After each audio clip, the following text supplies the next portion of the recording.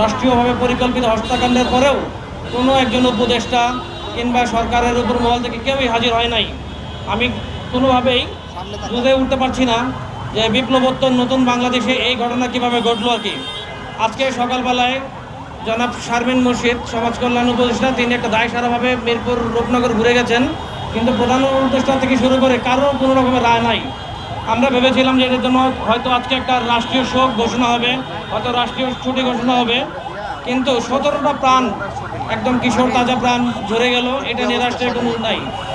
আমরা গভীর উদ্বেগের সাথে আপনাদের জানাচ্ছি যে রূপনগর আবাসিক এলাকা এটা একটা জনবহুল আবাসিক এলাকা। এই এলাকায় প্রচুর পরিমাণে গার্মেন্টস এবং নানান রকমের শিল্প কারখানা, যাদের কোনো রকমের পরিবেশ অধিদপ্তর ছাড় নাই কিংবা শিল্প মন্ত্রণালয়ের ছাড় নাই, এই ছাড়বিহীন অবস্থায় তারা একটা মৃত্যুকূপের মধ্যে রয়ে গেছে।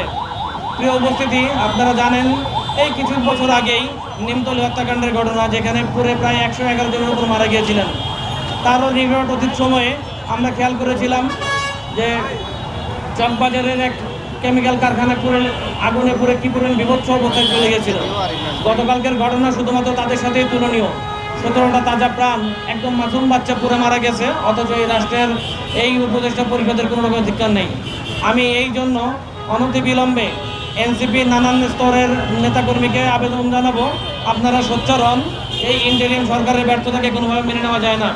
ইন্টেরিয়াম সরকারের উদ্দেশ্যে আমাদের মিরপুরের কৃতি সন্তান এনসিপির সিনিয়র যুগ্ম আহ্বায়ক 3 দফা দাবি ঘোষণা করেছেন।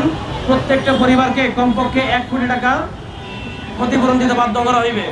আমরা আরিফ আদিবের সাথে একমত পোষণ করে বলতে চাই, আগামী 7 দিনের মধ্যে যদি প্রশাসন এই সমস্ত শহীদ পরিবারের মধ্যে 1 কোটি টাকা ক্ষতিপূরণ না দেয়, তাহলে আমরা দুর্বার আন্দোলন করে তুলতে বাধ্য হব। প্রিয় উপস্থিতি, এই আজকের এই শোকসন্তপ্ত অবস্থায় আমাদের আর খুব বেশি বলার কিছু নাই।